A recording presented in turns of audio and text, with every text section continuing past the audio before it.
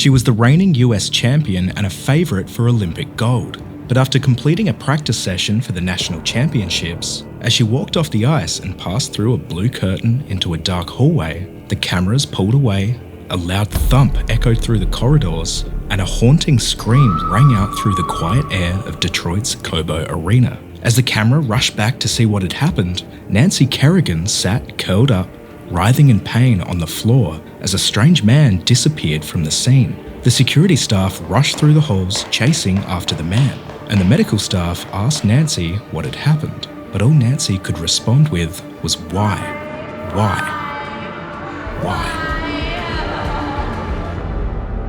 Nancy had been assaulted, a single, brutal hit just above her right knee. And so the question was indeed, why? Who would benefit from one of the greatest US figure skaters being taken out just weeks before the Olympics? Before the attack, to someone unfamiliar with the sport of figure skating, Nancy Kerrigan and Tonya Harding may have seemed like two sides of the same coin. They were both remarkably good skaters at the very top of their craft. Tonya had won the 1991 US Figure Skating Championships, becoming the first American woman ever to land one of the hardest figure skating jumps, a triple axel, in competition. While the following year, Nancy Kerrigan outperformed Tonya at the US Championships and went on to also earn an Olympic bronze at the 1992 Winter Games. However, the truth is, their roads to success, as well as how it impacted the way they approached the sport and what they were willing to do in order to win, were very different. Tonya Harding, born in 1970, grew up in a tough, working-class part of East Portland, Oregon. Her childhood was unstable. It was full of money troubles and a chaotic home life that was a world away from the fancy, polished figure skating scene. Her mum, Lavonna, worked as a waitress, and her dad, Albert, bounced between odd jobs, but most of the time was managing apartments or driving a truck. But Albert was also a chronic smoker, and he often couldn't work due to suffering from emphysema, a lung disease which made it difficult for him to breathe. Money was always tight in the Harding household. The family moved around a lot, being constantly forced out of the home when their rents were raised and needing to find housing or sometimes trailer parks that they could afford to live in. When Tonya was introduced to ice skating at a young age, she showed a lot of natural athletic ability and coordination early on, and so her parents insisted that she continue. For Tonya, figure skating became a way out of a difficult home life and a method of expressing herself in a way she didn't always feel like she could at home. She often said that the ice felt like the one place that she had control and freedom. It certainly wasn't a cheap hobby, but Lavonna recognized Tonya's talent early on, and she started to sense that success in that world could pay off in a big way in the future, not just for Tonya, but for the whole family. So Lavonna pushed Tonya relentlessly to succeed. Lavonna worked multiple low-wage jobs just to pay for lessons, costumes, and time on the ice. She even sewed Tonya's skating costumes herself to save some cash. While the other competitors had polished, custom-made dresses from professional designers, Tonya's costumes looked homemade and amateurish by comparison. In any other sport, this might have been seen as charming and endearing. However, in the image-obsessed world of figure skating, Tonya's costumes were looked down on by the judges and audiences trying to uphold figure skating's wealthy, classist image. Tonya was even told that her look was too trashy, and that her mum's homemade dresses didn't fit the image the skating world wanted. On top of the money worries, Tonya's family life was also quite dysfunctional. Tonya has always said that her mother physically and psychologically abused her from a young age, trying to shape Tonya into her own image of a world-class figure skater. Tonya says that the abuse was a regular thing by the time she was as young as 7 years old. And Lavonna even admits to hitting Tonya at the rink with a hairbrush at least once. And Tonya alleges that one time when she wanted to take a break from skating, Lavonna completely lost it and even went as far as throwing a kitchen knife at Tonya in her uncontrolled rage. It was these experiences that made Tonya tough, defensive, and gave her a somewhat normalized familiarity with violence, which was totally foreign to the typically pristine, prim and proper world of figure skating. But even the positive influences in Tonya's life alienated her from what was typically expected of an elite figure skater. See, Tonya was quite close to her dad, Albert, who taught her skills that were totally opposite to the delicate femininity typically associated with figure skating. At her dad's side, she learned to hunt, fish, chop wood, drag race, and even rebuild car engines. Albert taught her the value of hard work. He drove her to ice rinks, fixed her skates, and he instilled a fearlessness and sense of grit in Tonya, which deeply impacted her skating. Tonya's skating was raw, explosive, and seriously athletic. She was an incredible jumper, and her sheer strength allowed her to compete on a level rarely seen in figure skating. At the 1991 US Figure Skating Championships, Tonya made history when she became the first American woman and only the second woman ever after Japan's Midori Ito to successfully land a triple axel in competition. The jump, which involved 3.5 forward-facing rotations, was considered to be the toughest in the sport, and later that year, Tonya would do it again, becoming the first woman to land it in a short program and the first to land 2 in a single competition. For a brief moment, her power in the sport was so undeniable that it didn't matter what the judges' preconceptions were. Tonya had proven herself, and she was widely considered to be the greatest figure skater in America. So, as the 1992 Winter Olympics approached, Tonya had secured herself a spot in the women's team and flew to Albertville, France to compete on the world stage. But as Tonya represented the US alongside Kristi Yamaguchi and Nancy Kerrigan, she didn't hold up under the pressure of the world's eyes as well as her compatriots did. Tonya failed to land her signature triple axel, and she came in 4th place, narrowly missing out on a medal. Tonya couldn't believe it. She was furious. Regardless of her own faults in her routines, she felt, as she often did, like the Olympic judges were too focused on artistry and image, and she felt like they didn't focus enough on athletic skill and technical difficulty, which were her strengths. She stood on the sidelines as she watched Kristi Yamaguchi take home the gold and Nancy Kerrigan take home the bronze. But despite being upset, Tonya also knew that she wouldn't have to wait another 4 years to get another chance to prove herself, because the Winter Olympics were undergoing a change at the time.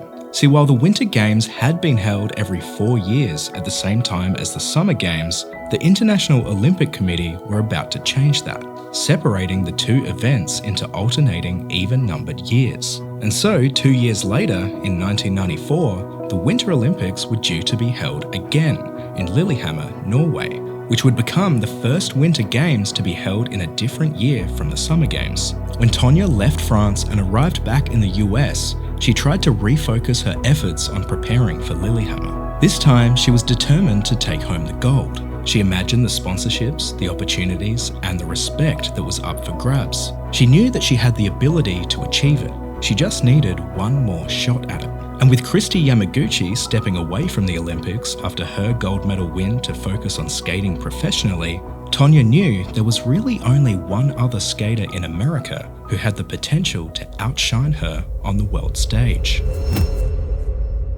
Nancy Kerrigan was born in 1969 in Stoneham, Massachusetts. Much like Tonya, Nancy also came from a working-class background. Her dad, Daniel Kerrigan, worked as a welder, but much like Tonya's parents, he too juggled multiple jobs to pay for Nancy's skating career. He even drove the Zamboni at the local rink just to cover Nancy's lessons. Her mum, Brenda, had been legally blind since Nancy was a year old due to a degenerative eye disease. This unfortunately meant that Brenda could never truly see her daughter's face or her performances on the ice. However, remarkably, she could still always tell when it was Nancy on the ice, apparently just from the way she moved. Despite the unique hardship the Kerrigan family faced, unlike the chaotic Harding household, the Kerrigan family managed to create and maintain a stable and focused environment for Nancy. Nancy was the youngest of 3 and the only girl. She was a bit of a favourite, so a lot of the family's energy and resources went into making her Olympic dream a reality. Nancy's family and her team understood and embraced the unspoken rules of the game, carefully crafting a polished, affluent image which represented everything the figure skating elites wanted. This polished presentation on the surface made Nancy incredibly marketable. Her appearance and her ballerina-like style attracted a range of corporate sponsorships which Tonya wasn't offered. This financial boost soon lightened the load on Nancy's family and allowed her to get the pricey, high-fashion costumes that the figure skating world valued. and that became her signature look. And after she took home that Olympic bronze medal in 1992, she was showered in even more sponsorship dollars from even bigger names. Names like Campbell's Soup, Evian, Reebok, and Seiko. But the difference in how Tonya and Nancy each approached the culture of figure skating didn't just affect their financial support, it also affected their scores. The subjective way judging worked was a constant headache for Tonya. See, figure skating scores mix a technical mark for jumps and spins with a presentation mark for artistry.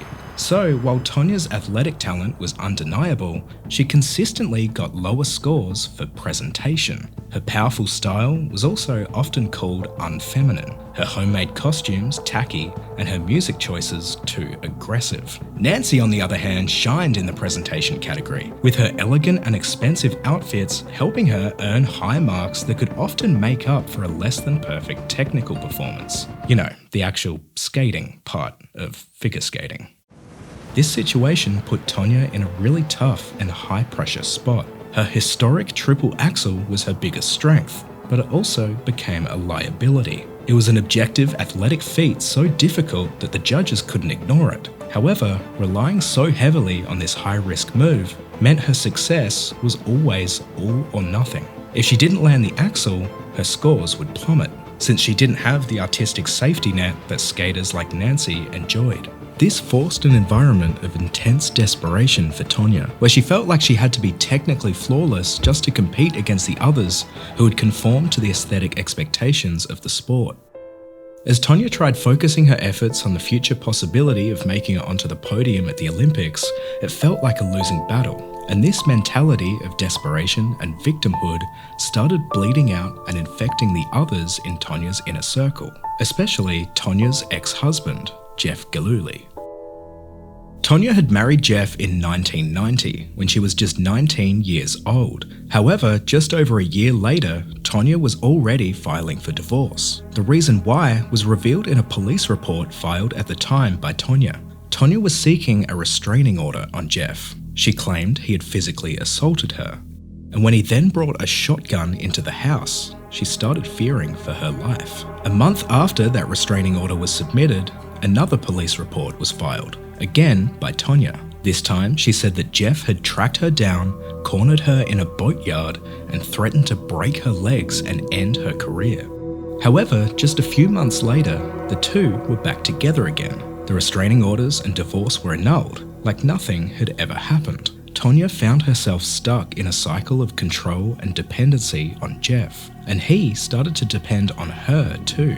Jeff was deeply invested in Tonya's career, and he viewed her success as the way to fulfill his own dreams of a better life. And so despite the volatility in their relationship, Tonya and Jeff did agree on one thing. If they just had a little bit more money, life would be a heck of a lot easier, and they both saw a clear avenue to get there. Jeff and Tonya knew an Olympic medal would mean big money in endorsements, likely millions of dollars, enough to really change their lives and pull them out of their financial struggles. They knew Tonya was capable of bringing home a medal, but after she fell short of the podium in 1992, they both saw the 94 Games as Tonya's second and perhaps final chance. This desperation caused Jeff to become even more violent and controlling. And despite the couple officially filing for divorce again in 1993, they still referred to each other as husband and wife. Even in divorce, Jeff maintained his grip on Tonya's career and her life, at least for now. The US had 2 available spots for women's figure skating at the 1994 Olympics. But to qualify for one of the available Olympic spots, Tonya would need to skate well enough at the 1994 US Figure Skating Championships to convince selectors she was one of the 2 strongest choices. Although for Jeff and Tonya, after seeing how Tonya had been judged at previous competitions, they weren't willing to rely on a judge's subjective perception of Tonya's outfits or style to secure her position at the Games. And so, it was decided that something needed to be done about her biggest competition for selection, Nancy Kerrigan. Jeff had some nefarious ideas about what to do, but he knew that if he was going to try and pull them off, he was going to need to hire a professional. And luckily, they already had the perfect guy at their disposal. Sean Eckhart, one of Jeff's childhood friends, had joined Tonya's team as her bodyguard in 1993. He seemed to show up in their lives again at just the right time, right after she had apparently received an anonymous death threat.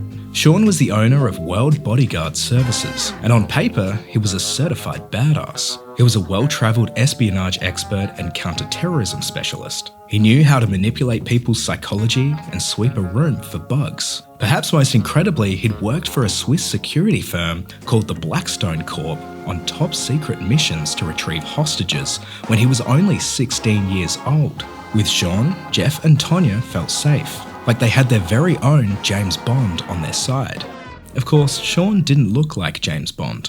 He weighed in at over 300 pounds, about 136 kilos, and he ran his entire bodyguard operation from his parents' house. Jeff and Tonya never were able to verify Sean's claims on his resume. But still, Jeff trusted his childhood friend, and so he consulted with Sean in confidence about what they were planning. Sean was intrigued. He immediately agreed and he quoted Jeff a cost of $4,500 to do the hit. Jeff felt like that was too expensive, but after some back and forth, they agreed to a loose deal of $2,000 plus expenses if Jeff also agreed to keep Sean on payroll after the hit, and to open doors for Sean to get more bodyguard work from other skaters that Tonya knew in the industry. Sean locked in and started reaching out to his secret network of underworld agents to perform the hit.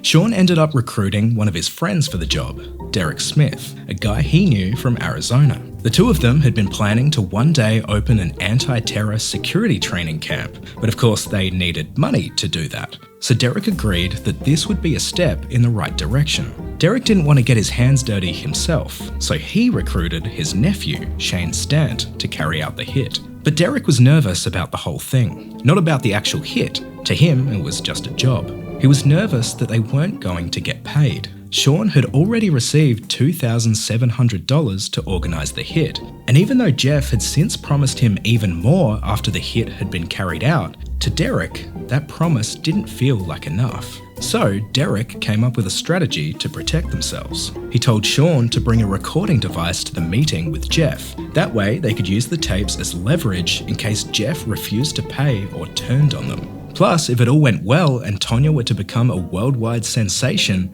they could also use the tapes as blackmail to get a bigger piece of the pie. A bigger piece of the pie sounded delicious to Sean, so he obliged. Sean hid the tape recorder under a paper towel on his desk, and he invited Jeff, Derek, and Shane to his parents' house for a secret meeting in December of 1993 to discuss the hit. It was during that meeting that they started planning how they would do it. Sean started pitching ideas. Maybe we could cut her Achilles tendon with an ice skate, Sean said. But Jeff and Derek quickly shot that idea down. How about we get an old car without license plates and we run her off the road, Sean followed up. But that idea was also disregarded by Jeff. Look, all we need to do is disable her right leg. That's the leg she lands on, Jeff said. Derek chimed in. Shane is an expert in martial arts. Maybe he could break her leg with a kick to the long bone. Jeff wasn't exactly sure what the long bone was, but that sounded like the best option. Maybe we could shoot her with a sniper rifle, Sean squealed excitedly. Jeff and Derek ignored him and they settled on the plan to break Nancy's right leg. Sean reluctantly agreed, but only if they could also leave a cryptic note at the scene, which he had already made earlier out of paper and letters cut out of various magazines. He handed the note to Derek, which read, "All skating whores will die. No one can shut me off." Sean figured the note would cause panic in the skating world, creating a boon for his bodyguard services, and he said that he could even hire Derek as one of his bodyguards. Derek took the note, the men agreed to the plot, and they each went their separate ways. Shane Stant, Derek's nephew, had his marching orders, and he started planning out the perfect opportunity. Over the next week, he received intel from Jeff about Nancy's location, and he tried to track her down. He travelled interstate to the Tony Kent Arena in Massachusetts, where he heard she was training, and he sat in the parking lot staking out the arena for days, cross-referencing a photo of Nancy which had been cut out of an ice skating magazine and given to him by Jeff. But as each day passed and there was no sign of Nancy, Shane started running out of patience and cash. So after 4 days of waiting, Shane decided to just walk straight into the arena, and he started asking people whether they had seen her. Apparently, nobody had. The following day, he called the arena, telling the staff that he had a daughter who really wanted to see Nancy skate, which is when he was told that Nancy had already headed to Detroit to prepare for the US Nationals. So with that knowledge, Shane spent the last of his cash on a bus ticket to Detroit along with accommodation, and he started scoping out the Detroit Cobo Arena. Meanwhile, Jeff and Sean were starting to get anxious about the job. It should have happened by now. They started to feel like they'd been screwed over by Derek and Shane. And so, in a desperate attempt to get the job done before the US Nationals, Jeff flashed a $10,000 check to Sean and asked him if a $10,000 bonus would motivate the guys to get the job done. And when word got to Derek about the potentially huge payday, he personally flew to Detroit to assist his nephew in making it happen. Derek met up with Shane on January 6, 1994, and they drove to the Cobo Arena just before 11 a.m. Shane was fully decked out in a black leather jacket, black jeans, black gloves, brown hiking boots, and a baseball hat. He had decided against the karate kick idea, and his choice of weapon was a black, collapsible, tactical baton, which he kept in his belt. Then he and his uncle stole a license plate from a car that looked like their rental car. They put it over their rental's plate, and Derek backed the car onto a nearby street. At the arena, Shane sat near the blue curtain where the skaters entered the ice, and he waited for Nancy to step onto the rink. And sure enough, 15 minutes later, there she was. Shane sat in the stands and he watched Nancy skate, keeping an eye out for video cameras so that he wouldn't be caught on tape. After her session, at about 2:35 p.m, Nancy left the ice. Shane stood up from his seat. Nancy was followed off the ice by an ABC cameraman, and when the man put down his camera and turned away, Shane slipped right past him. Shane couldn't see any security personnel around, and so he knew it was now or never. He crept up behind Nancy, pulled the baton from his belt with his right hand, and he held Sean's insane note in his left hand. He swung his baton, viciously smashing it into Nancy's right leg, and then he sprinted through the corridors. Nancy screamed in horror, and Shane desperately tried to make his escape, still holding onto Sean's note, completely forgetting to leave it at the scene. However, when he got to the glass door, which he had planned to use as his exit, he realized that it was now locked up with a chain. He panicked, and in his desperation to get away, he slammed his head straight through the window and face-planted on the sidewalk. He picked himself back up and kept running. He ditched the baton under a parked car. Derek pulled over to the side of the road to pick him up, and they made their getaway. As they looked in the rearview mirror, nobody was following them. In the days after, news about the incident travelled throughout the country, and Nancy Kerrigan had to officially withdraw from competing at the US National Championships. Tonya Harding went on to win the US Nationals, securing her spot at the Olympics, and so it seemed like everything had worked out as planned. While Nancy hustled to recover from her injury, people tried to make sense of what had happened. Police sketches of the suspects started to hit the media, and as Jeff nervously watched from his TV at home, he couldn't help but laugh. The sketches looked nothing like Shane or Derek. He breathed a sigh of relief, convinced that they had actually gotten away with it. Of course, that was until he heard a knock at the door from the FBI.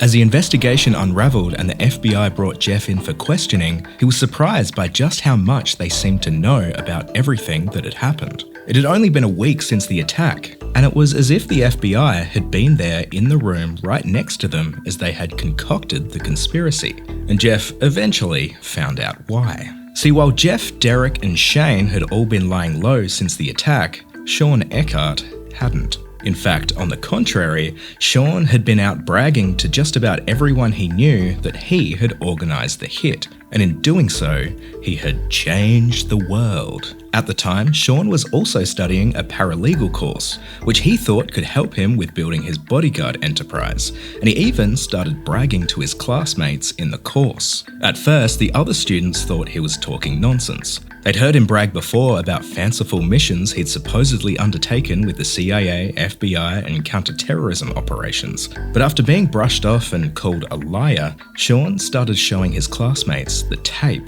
that he had secretly recorded of the meeting at his parents' house. Far from being impressed by this, the students predictably alerted the FBI. And it was this tip that kicked off a whole bunch of confessions. On January 12th, just 6 days after the attack, the FBI questioned Sean. He broke pretty much immediately, and he spilled the beans, pointing fingers at Jeff, Derek, and Shane. On January 19th, Jeff turned himself into the FBI, and he agreed to a plea deal to testify against Tonya Harding.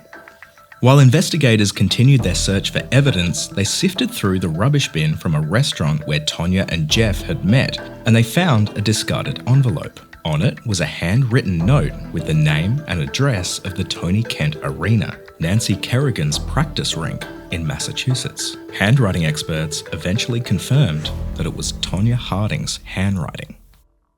As the scandal continued to explode, Tonya's story kept changing. At first, she totally denied everything. But after a 10-hour-long interview with the FBI, she finally admitted that after she got back from the national championships, she found out about Jeff's involvement, but she didn't tell the police. According to interviews with Jeff and Sean, however, Tonya knew about the plan ahead of time and had actually been the one to give it a green light. The public and the media demanded that Tonya be dropped from the Olympic team for the role that she had allegedly played in Nancy's attack. And the US Olympic Committee agreed, but when they tried to do so, Tonya filed a $20 million lawsuit against them for denying her due process. After all, she hadn't been convicted of doing anything wrong.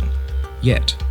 So, despite the swirling criminal investigation and public outcry, Tonya Harding took one of the spots on the US Olympic team, and the other spot was given to Nancy Kerrigan.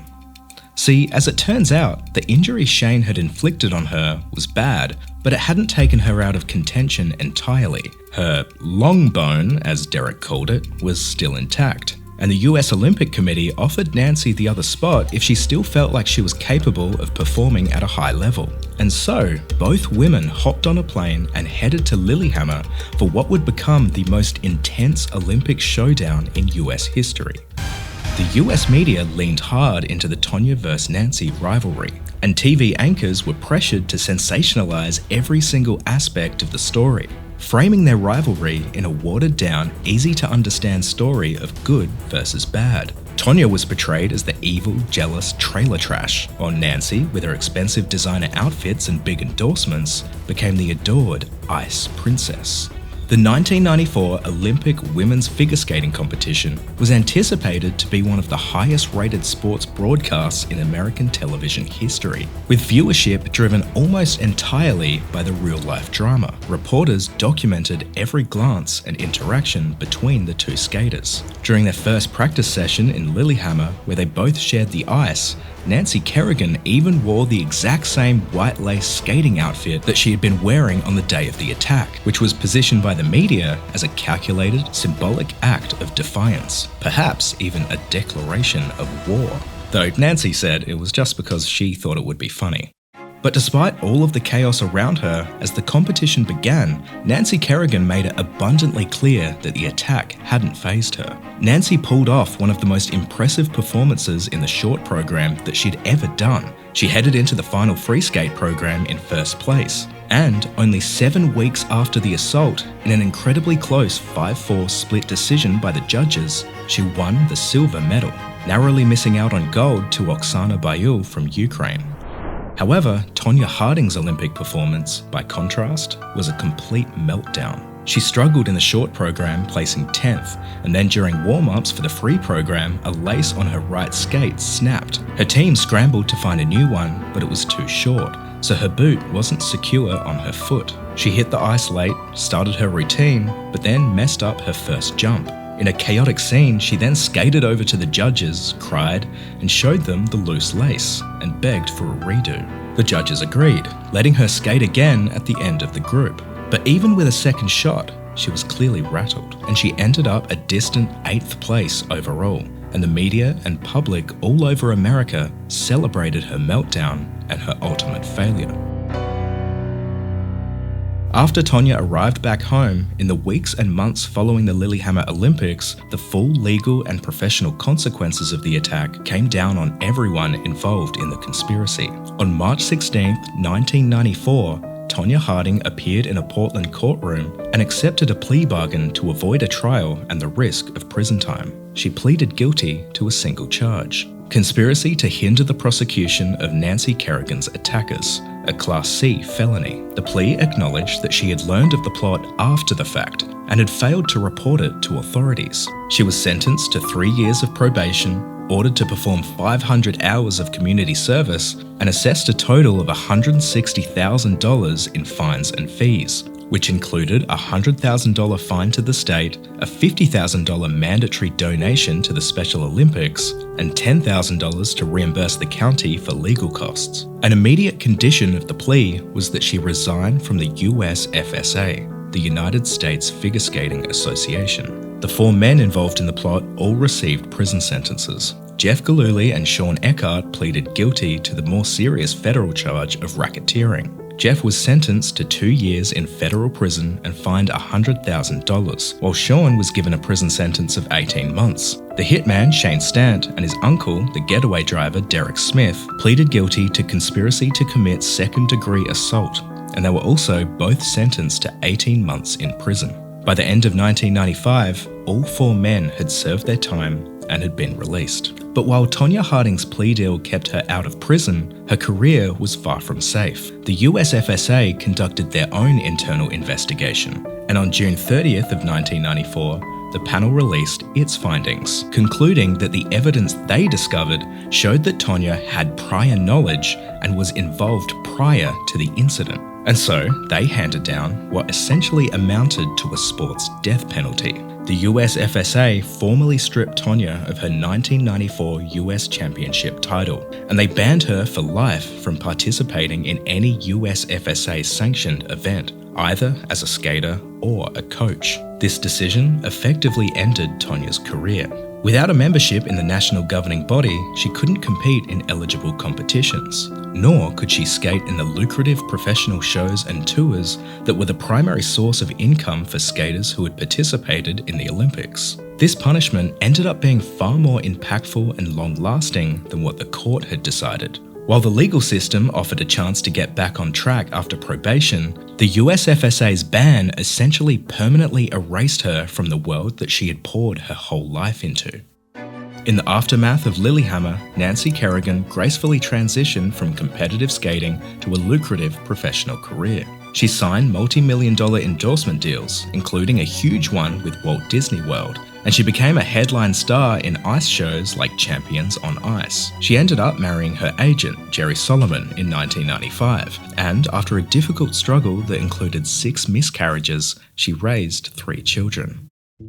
But Tonya Harding's path was starkly different. After being banned from the only profession she had ever known, she became a cultural outcast, her name practically a synonym for cheating and scandal. She went through a series of public struggles and attempts to cash in on her notoriety. She managed professional wrestlers, tried her hand at boxing, and she popped up on various reality TV shows. For ages, the name Tonya Harding was a punchline, mentioned by late-night hosts and even Barack Obama as shorthand for taking out a competitor. She had become completely trapped in infamy, totally unable to escape the shadow of the worst series of decisions of her life. And they didn't even feel like her decisions. For the most part, it was just something she nodded along to while letting her abusive, on-again, off-again ex-husband take the reins.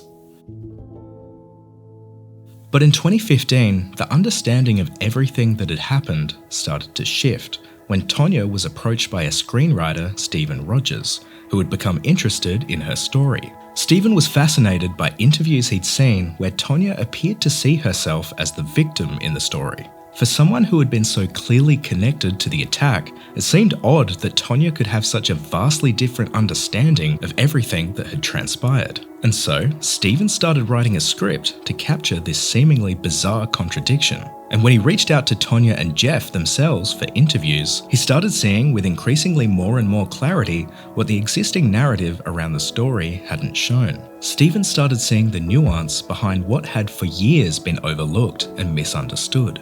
And so, in 2017, the movie I, Tonya came out and totally shifted how most people saw Tonya. The film, with Margot Robbie playing Tonya Harding, was a dark, funny mockumentary that told the story from a bunch of different, sometimes conflicting angles. It didn't say Tonya was innocent, but it did put her story into perspective, showing how the crime fit into a life punctuated by poverty, class discrimination in her sport, and constant physical and emotional abuse from her mum and husband. The movie arrived at just the right time. Society was starting to have a much better grasp of domestic violence, trauma, and the power dynamics of abuse. Plus, people were starting to get increasingly distrustful of mainstream media, which made them more open to questioning the clear-cut narrative from 1994.